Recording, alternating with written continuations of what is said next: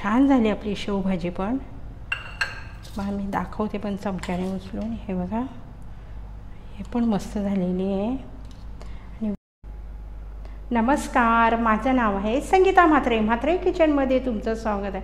आज तुम्हाला मी रेसिपी दाखवणार आहे शेवची भाजी. लाईक करा, शेअर करा, सबस्क्राईब करा. हे बघा, एक कढई ठेवलेली आहे. गॅस चालू करून घेत आहे मी.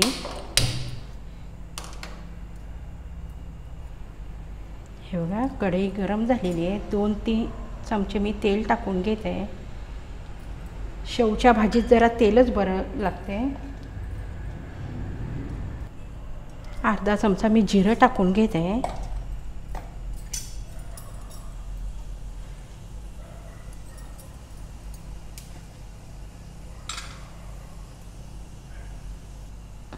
अर्धा चमचा आलं लसणाची पेस्ट टाकून घेत आहे मी.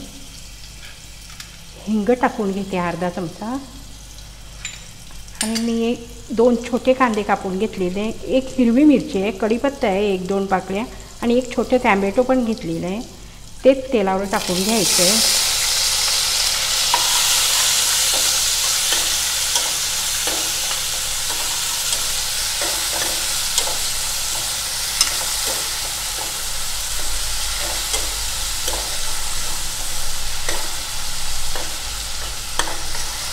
झाकण देऊन घेते 5 मिनिटासाठी.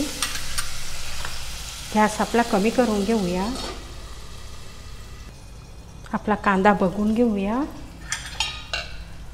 मस्तपैकी कांदा शिजलेला पण आहे, कलर पण छान आलेला आहे. आता आपण अर्धा चमचा हळदी पावडर टाकून घेऊया. 1 चमचा आगरी मसाला टाकून घेऊ आणि 1 चमचा गरम मसाला टाकून घेऊ आपण. हे आपल्याला मिक्स करून घ्यायचे.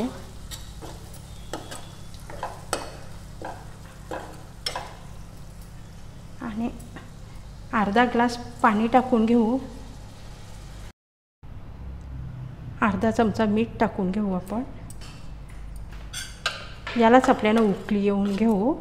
5 मिनिटासाठी झाकण देऊन घेत आहे.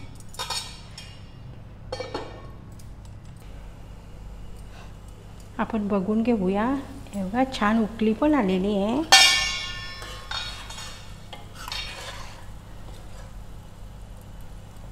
मी थोडी कोथिंबीर टाकून घेत आहे.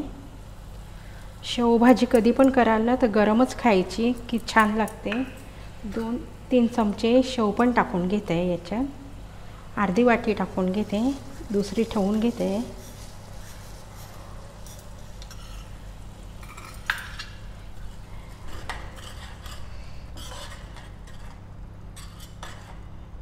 वरून परत कोथिंबीर टाकून घेत आहे.